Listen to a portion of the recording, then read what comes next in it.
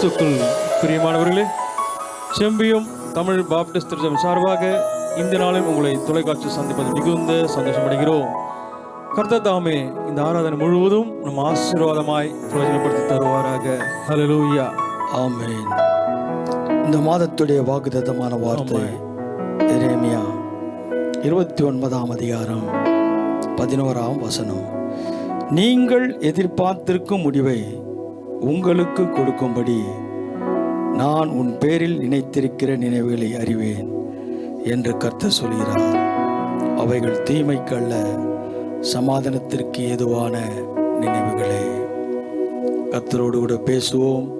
ஆண்டவர் நம்மோடு கூட பேசுவார். எல்லாரும் கரங்களை தட்டி உம்மை அப்பான்னு கூப்பிடதான் ஆசை, அப்பான்னு கூப்பிடலாம், அம்மான்னு கூப்பிடதான் ஆசை, அம்மான்னு கூப்பிடலாம். உற்சாகமாய் கரங்களை தட்டி பாடுவோம்.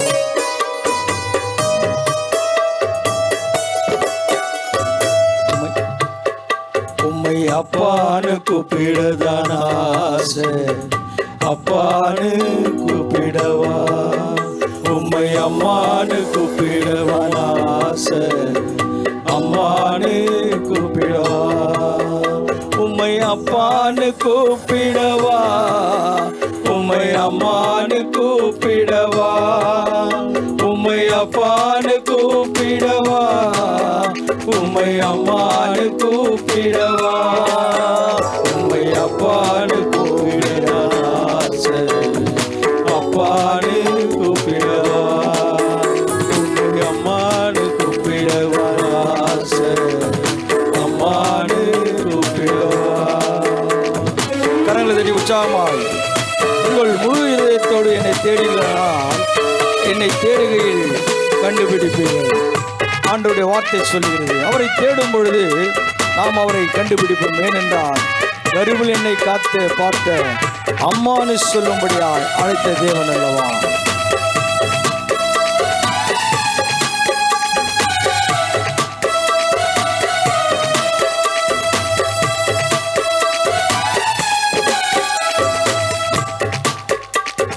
கருவில் என்னை சுமந்ததை பார்த்தா அம்மானு சொல்லணும். தோளில் என்னை சுமந்ததை பார்த்தா அப்பானு சொல்லணும். கருவில் என்னை சுமந்ததை பார்த்தா அம்மானு சொல்லணும். உம்மை தோளில் என்னை சுமந்ததை பார்த்தா அப்பானு சொல்லணும். என்னை கொஞ்சுவதும் பார்த்தா அம்மானு சொல்லணும். என்னை ஆற்றுவதும் தேற்றுவதும் பார்த்தா அப்பானு சொல்லணும். என்னை கெஞ்சுவதும் பார்த்தா அம்மானு சொல்லணும். என்னை ஆற்றுவதும் தேற்றுவதும் பார்த்தா அப்பானு சொல்லணும். உம்மை அப்பானு கூப்பிடவா, உம்மை அம்மானு கூப்பிடவா, உம்மை அப்பானு கூப்பிடவா, உம்மை அம்மானு கூப்பிடவா, உம்மை அப்பானு கூப்பிட ஆசை, அம்மானு கூப்பிடவா, உம்மை அம்மானு கூப்பிடவா ஆசை, அம்மானு கூப்பிடவா. என் கண்ணீரை துடைப்பதை பார்த்தா அம்மானு சொல்லணும். என் விண்ணப்பத்தை கேட்பதை பார்த்தா அப்பானு சொல்லணும். என் கண்ணீரை துடைப்பதை பார்த்தா அம்மானு சொல்லணும். என் விண்ணப்பத்தை கேட்பதை பார்த்தா அப்பானு சொல்லணும். என்னை எழுதுவதும் தாங்குவதும் பார்த்தா அம்மானு சொல்லணும். இரக்கத்தை உருக்கத்தை பார்த்தா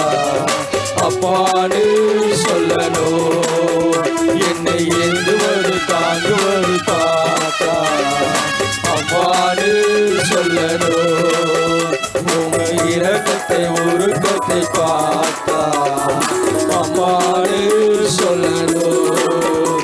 உம்மை அப்பான்னு கூப்பிடவா, உன்னை அம்மானு கூப்பிடவா, உம்மை அப்பான்னு கூப்பிடவா, உம்மை அம்மானு கூப்பிடவா, உம்மை அப்பான்னு கூப்பிட ஆசை, அம்மானு கூப்பிடவா, உன்னை அம்மானு கூப்பிட ஆசை, அம்மானு கூப்பிடவா. பரிசுத்த ஆவியானவர் நம்மோடு கூட பேசுகின்ற வார்த்தையிலே வல்லமை இருக்கிறது. அவரை நாம் துதிக்கும் பொழுது நம் உள்ளத்தில் ஒரு எழுப்புதல். அதிகாலை ஸ்தோத்திர பலி அப்பா அப்பா உங்களுக்கு தான், ஆராதனை ஸ்தோத்திர பலி அப்பா அப்பா உங்களுக்கு தான். கரங்களை தட்டி உற்சாகமாய் தேவனுடைய நாமத்தை ஆமென்.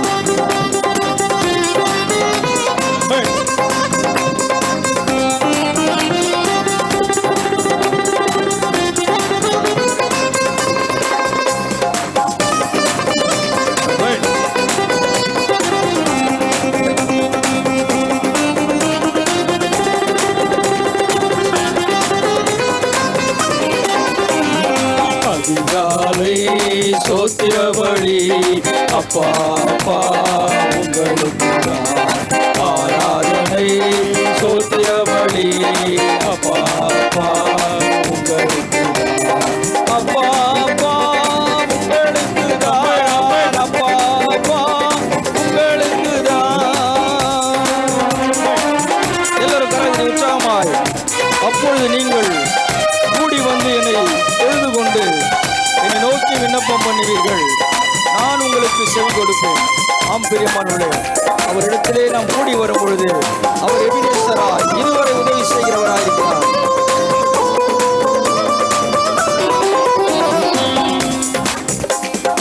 எபினேசர் எபினேசர் இதுவரை உதவி செய்தீர். எபினேசர் எபினேசர் இதுவரை உதவி செய்தீர், இதுவரை உதவி செய்தீர். எபினேசர் எபினேசர் இதுவரை உதவி செய்தீர்.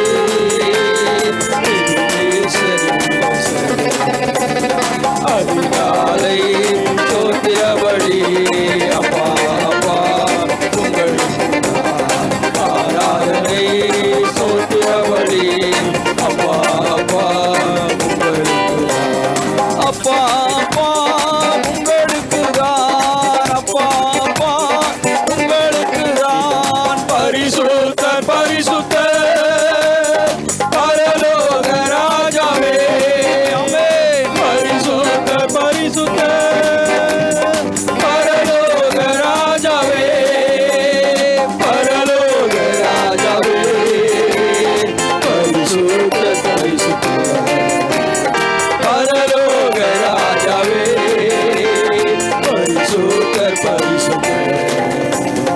அதிகாலை கரங்களை சோத்திர பலி அப்பா அப்பா உங்களுக்கு தான், ஆராதனை சோத்திர பலி அப்பா அப்பா உங்களுக்கு தான், அப்பா அப்பா உங்களுக்கு தான், அப்பா அப்பா உங்களுக்கு தான். எழுச்சடாய் எழுச்சடாய் எல்லாம் வல்லவரே, எழுச்சடாய் எழுச்சடாய் எல்லாம் வல்லவரே, எல்லாம் வல்லவரே, எழுச்சடாய் எழுச்சடாய் எல்லாம் வல்லவரே, எழுச்சடாய் எழுச்சடாய். ஆமென்.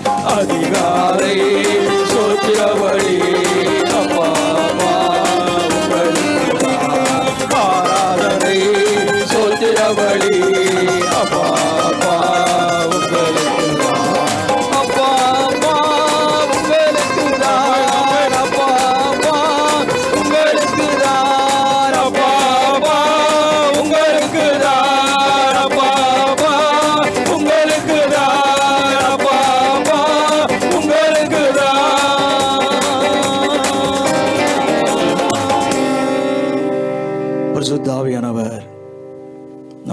பேசுவார். கர்த்தருடைய வார்த்தை கேட்போம்.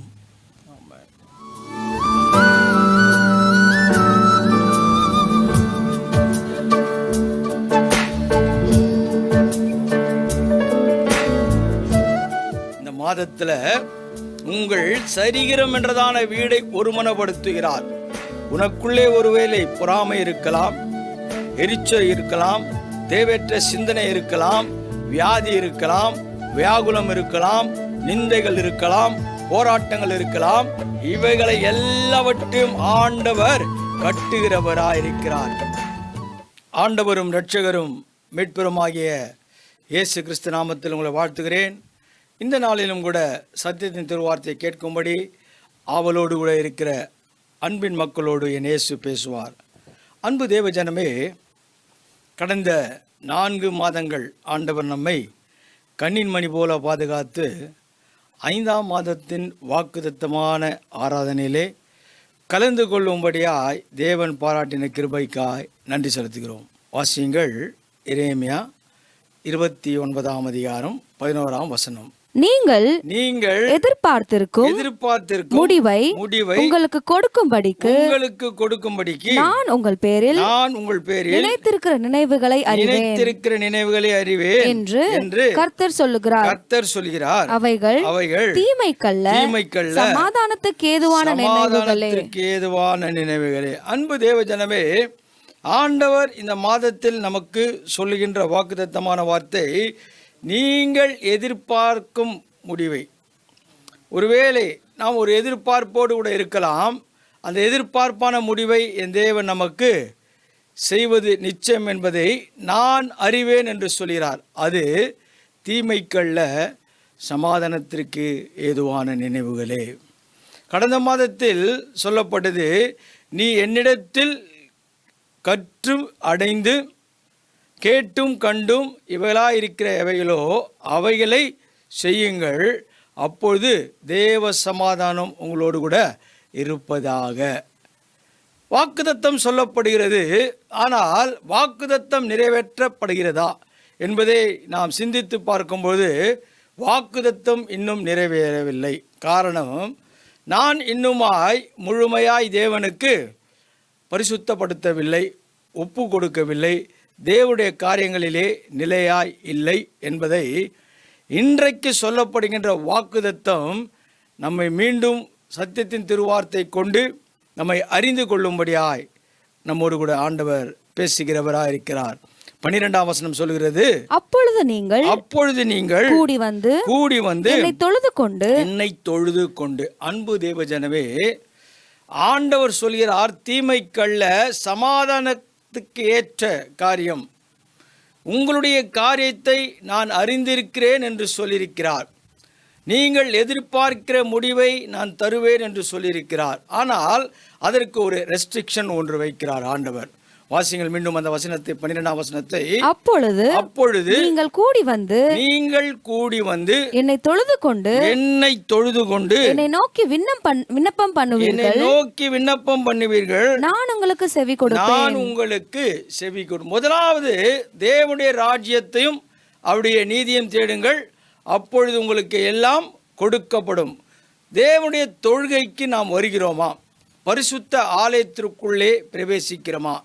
இன்னுமாய் நாம் ஆலயத்திற்குள் பிரவேசிக்க கூடாதபடி ஆண்டவரோடு கூட பேசிக்கொண்டிருக்கிற நம்முடைய காரியங்கள் நிறைவேறவில்லை, ஏன் நிறைவேற்றப்படவில்லை என்றதான சூழ்நிலையை ஆண்டவர் திட்டம் தெளிவாய் சொல்கிறார்.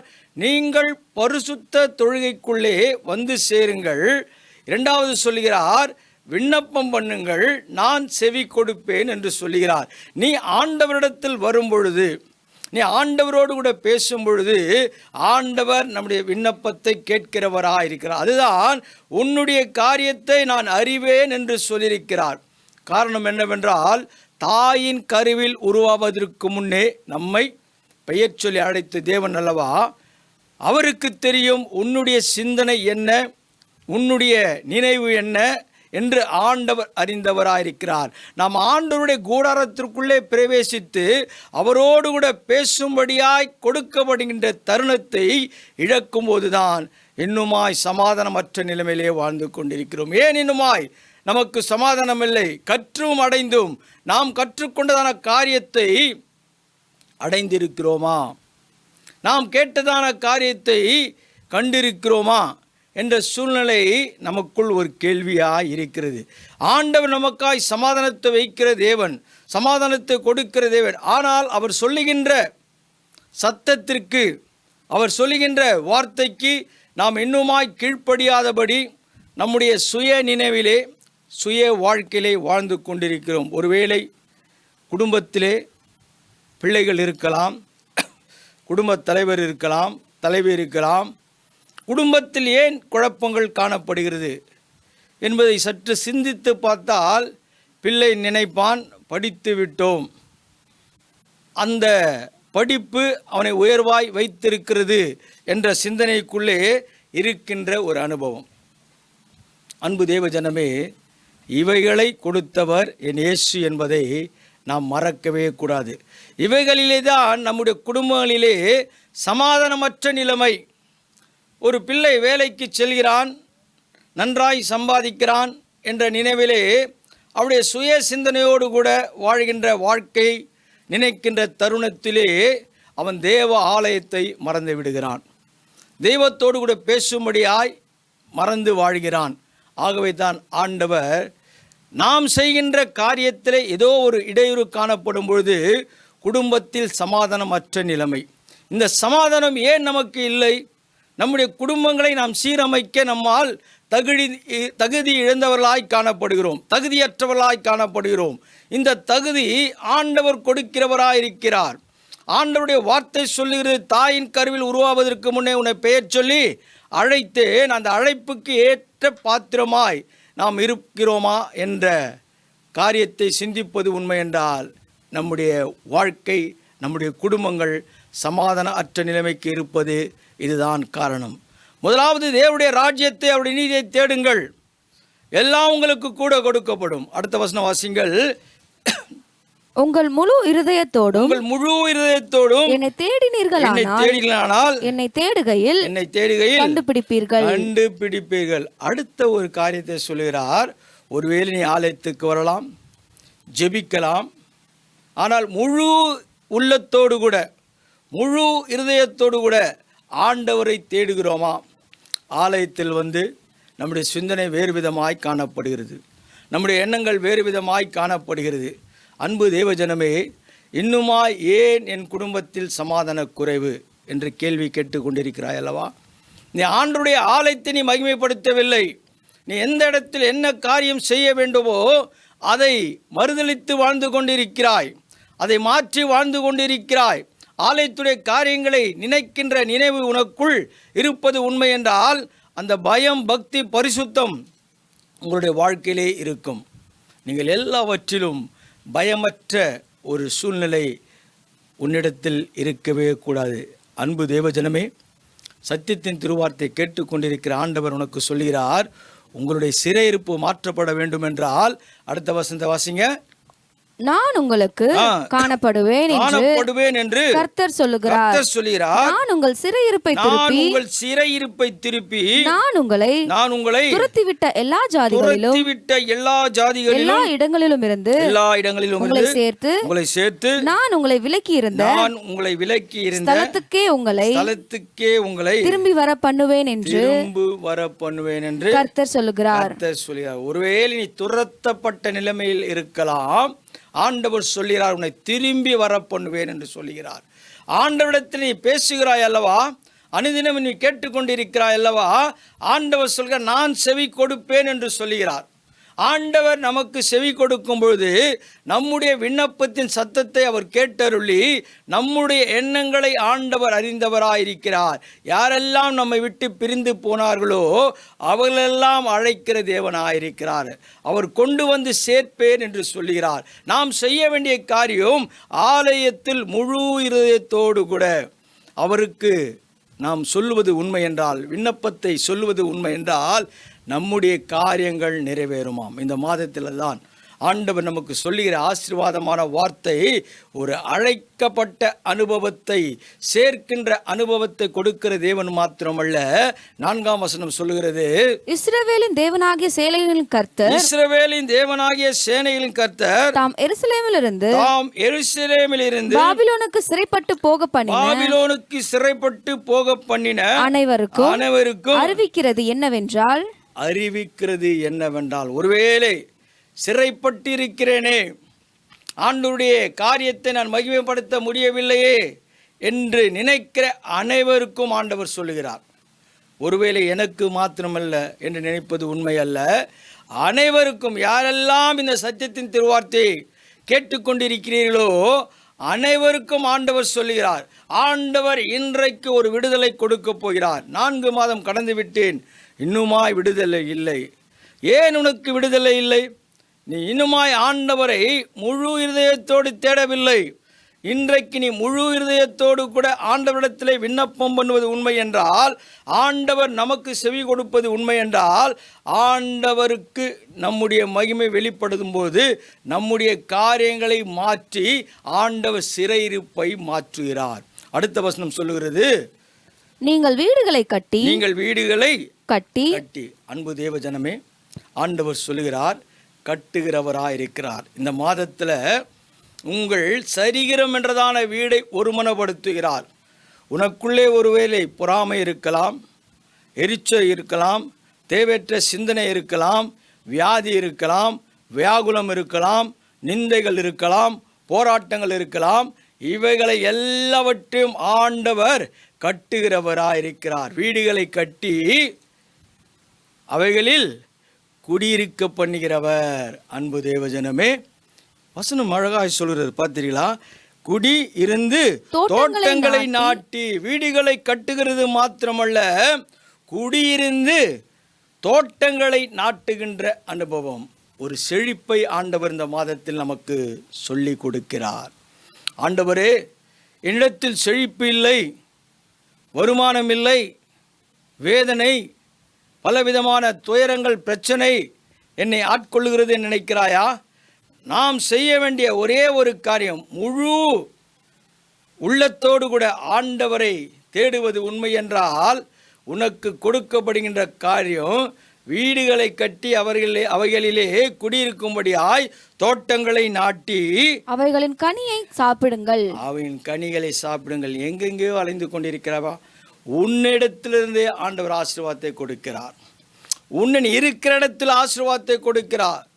ஆகாரின் அழுகுரலை ஆண்டவர் கேட்கிறார். ஆண்டவர், என்னுடைய வாழ்க்கை வனாந்திரத்திலே அலைந்து திரிகிற வாழ்க்கையாக இருக்கிறது, எப்படி ஆண்டவர் விடுவாரா?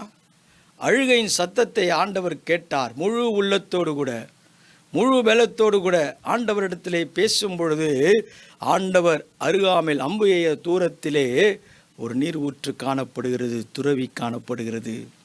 அங்கிருந்து தண்ணீரை எடுத்து தானும் தன் குழந்தைக்கு, அழுகின்ற குழந்தைக்கு மடிந்து போக வேண்டும் என்ற சூழ்நிலை இருக்கிறதான காரியத்திலே அவர்கள் பருகும்படியா, எடுத்துக்கொள்ளும்படியா இன்றைக்கு ஆண்டவர் சொல்லுகிறார், நீங்கள் உங்களுடைய தோட்டங்களிலிருந்து ஆசீர்வாதத்தை பெற்றுக்கொள்ளப் போகிறீர்கள்.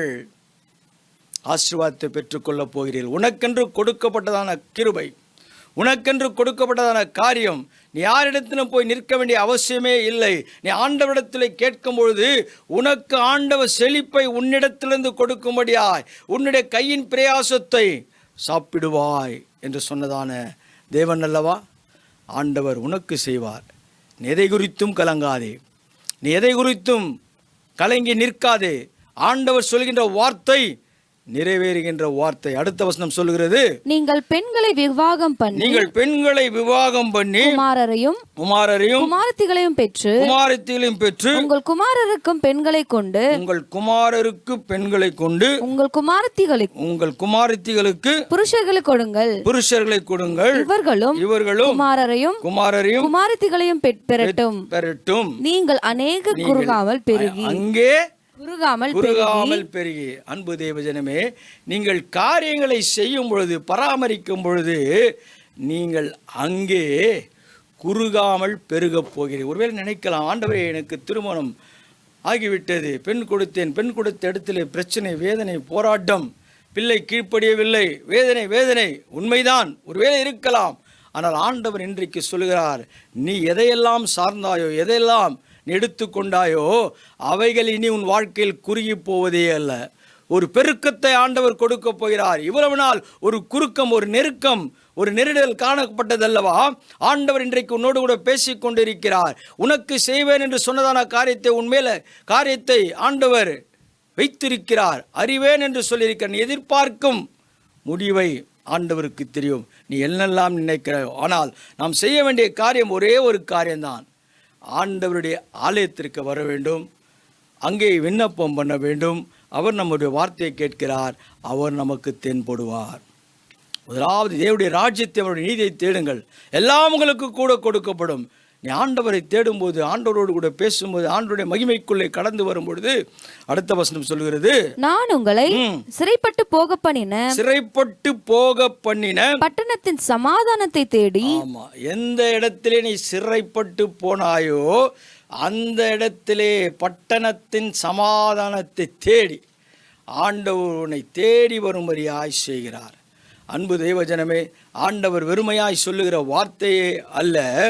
ஆண்டவர் நமக்கு சமாதானத்தை கொடுப்பேன் என்று சொன்னால், நான் உங்களை சிறைப்பட்டு போகும் பண்ணின பட்டணத்தின் சமாதானத்தை தேடி அதற்காக கர்த்தரை விண்ணப்பம் பண்ணுங்கள். ஆமா, என்ன செய்யணும்? நம்ம கர்த்தரை விண்ணப்பம் பண்ணுங்கள், அவரிடத்திலே பேசுங்கள். சமாதானம் சமாதானம் என்று நமக்குள்ளே பேச வேண்டாம், ஆண்டவரிடத்திலே பேசுங்கள். அவர் நமக்கு சமாதானத்தை கொடுப்பார். அவருக்கு தெரியும் உனக்கு என்ன தேவை என்பது அவருக்கு தெரியும். ஆண்டவர் சொல்கிறார், நான் அறிவேன் என்று சொல்லியிருக்கிறார். அவருக்கு தெரியாதா? நீங்கள் எதிர்பார்க்கிற முடிவு, இந்த மாதத்தில் நீங்கள் எதெல்லாம் எதிர்பார்க்கிறீர்களோ அது தீமைக்கல்ல, சமாதானத்துக்கு ஏற்றவைகளே. அன்பு தேவ ஜனமே, ஆண்டவர் நமக்கு சமாதானத்தை கொடுக்கிறார். வாசிங்கள். அதற்கு சமாதானம் இருக்கையில் உங்களுக்கும் சமாதானம் இருக்கும். அதற்கு சமாதானம் இருக்கும் பொழுது உங்களுக்கும் சமாதானம். ஏன் சமாதானம் இல்லை? நாம் ஒன்று பேசினால் மற்றவர்கள் ஒன்று பேசுகிறார்கள். இதெல்லாம் சமாதானம் இல்லாத சூழ்நிலை. நீ பேசவே வேண்டாம். நீ ஆண்டவருடைய ஆலயத்துக்கு வந்து விட்டாய், ஆண்டவரோடு கூட பேசு, மற்றவர்கள் பேசட்டும். நீ சமாதானத்தை பேசினால் இன்றைக்கு சமாதானம் நடக்கும், உனக்கு சமாதானம் கிடைக்கும். அதுதான் அடுத்த வசனம் சொல்லுகிறது. மேலும் உங்கள் நடுவில் இருக்கிற தீர்க்கதரிசிகளும் உங்கள் குறிக்காரரும் உங்களை மோசம் போக்க ஒட்டாதிருங்கள்.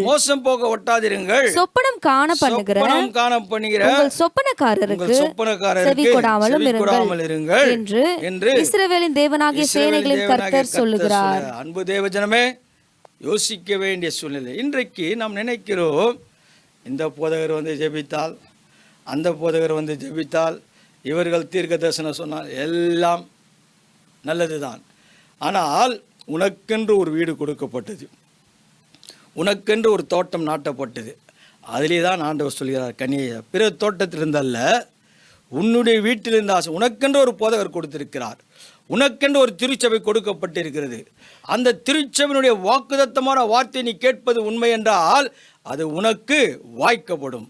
நீ பிறர் சொல்லுகின்ற தீர்க்க தரிசனமான வார்த்தையை நம்பி, குறி சொல்கிறதை நம்பி வீணாய் உன் வாழ்க்கையை அழித்து கொள்ளாதே, வீணாய் உன் வாழ்க்கையை மாய்த்து கொள்ளாதே. காரணம் என்னவென்றால், வேதம் திட்டவட்டமாய் சொல்லுது, வீடுகளை கட்டி, உன்னுடைய சொந்த வீடு, உன்னுடைய சொந்த திருச்சபை, அந்த வீடுகளை கட்டி அவைகளிலே தோட்டங்களை நாட்டி பழங்களை கனிகளை புசிப்பார்கள். உன்னுடைய சொந்தம், உன்னுடைய காரியங்களை ஆண்டவர் நிச்சயமாய் நிறைவேற்றுகிறவராயிருக்கிறார். நீ எதை குறித்தும் கலங்காதே, எதை குறித்தும் யோசிக்காதே. அடுத்த வசனம் சொல்லுகிறது, வாசிங்கள். அவர்கள் நாமத்தை சொல்லி உங்களுக்கு பொய்யான தீர்க்கதரிசனம் உரைக்கிறார்கள். நான் அவர்களை அனுப்பினதில்லை என்று கர்த்தர் சொல்லுகிறார். அன்பு தேவ ஜனமே, புரிந்து கொள்ளுங்கள், நான் யாரையும் அனுப்பினது இல்லை. அவர்கள் பொய்யான தீர்க்க தரிசனங்களை சொல்லுகிறார்கள். இன்றைக்கு உலகம் இப்படிதான் மாயாய் ஓடிக்கொண்டிருக்கிறது. உன்னுடைய வீட்டினுடைய அருமை உனக்கு தெரியும், உன் வீட்டினுடைய மகிமை உனக்கு தெரியும், உன் தோட்டத்துடைய மகிமை உனக்கு தெரியும். அவைகளை சாப்பிட்டு கொண்டிருக்கிறதான காரியத்திலே பிசாசானவன் தெளிவற்ற சூழலில் வாழ்ந்து கொண்டிருக்கிற நம்முடைய வாழ்க்கையிலே யாரை விழுங்கலாம் என்று எச்சரிக்க சிங்கம் போல வகை தெரிகிறதான காரியத்திலே நான் விழித்திருக்க வேண்டும். நான் அனுப்பவில்லை. அன்பு தேவ ஜனமே, ஆண்டுடைய வாக்குத்தத்தமான வார்த்தை உனக்கு சொந்தமான வார்த்தை. அது நம்முடைய திருச்சபைக்கு சொந்தமான வார்த்தை, நம்முடைய மக்களுக்கு சொந்தமான வார்த்தை. அதுதான் சொல்லுகிறார் வேதவசனம், நீங்கள் எதிர்பார்த்திருக்கும் முடிவை உங்களுக்கு கொடுக்கும்படி உங்கள் பேரில் நினைத்திருக்கிற நினைவுகள் அறிவேன் என்று கர்த்தர் சொல்லுகிறார். ஒரு மனுஷனுடைய வார்த்தை அல்ல, அவைகள் தீமைக்கல்ல, நன்மைக்கு ஏதுவான காரியம், நன்மைக்கு சமாதானத்தை கொடுக்கிற காரியம். இன்றைக்கு சமாதானத்தின் தேவன் நம்மோடு கூட இருப்பார், நமக்காய் காரியங்களை செய்வார். கண்களை மூடுவோம், கர்த்தரை நோக்கி பார்ப்போம். மகா கிருபையும் இரக்கமும் பரிசுத்தம் நிறைந்த நல்ல பிதாவே, இந்த மனமகிழ்ச்சியான நாளுக்காய் நன்றி செலுத்துகிறேன். அப்பா, 4 மாதங்கள் கண்டு கடந்து வந்தோம். 5ஆம் மாதத்தின் வாக்குத்தத்தமான ஆராதனையிலே கலந்து கொள்ளும்படியா என்னோடு கூட பேசினீரே, உமக்கு நன்றி ராஜா. ஆண்டவரே, என் மக்கள் எதிர்பார்ப்போடு கூட வாக்குத்தத்தமான வார்த்தையை நினைவு கூற வேண்டும். ஆண்டவரே, நினைவு கூறுதல் மாத்திரமல்ல, சொன்ன ஒவ்வொரு சத்தியத்தின் திருவார்த்தையை தியானிக்கிற மக்களாய், அதன்படி நடக்கிற மக்களாய், நடக்கும்பொழுது உண்மையாய் காரியங்களை செய்கிறவர் நீர் ஒருவர் மாத்திரம். உமக்கே நன்றி அப்பா, உமக்கே நன்றி. எல்லாவற்றிலும் மேலானவர். உம்மை நம்பி வாழ்கிற நாங்கள் வெட்கப்பட்டு போனதே அல்லப்பா.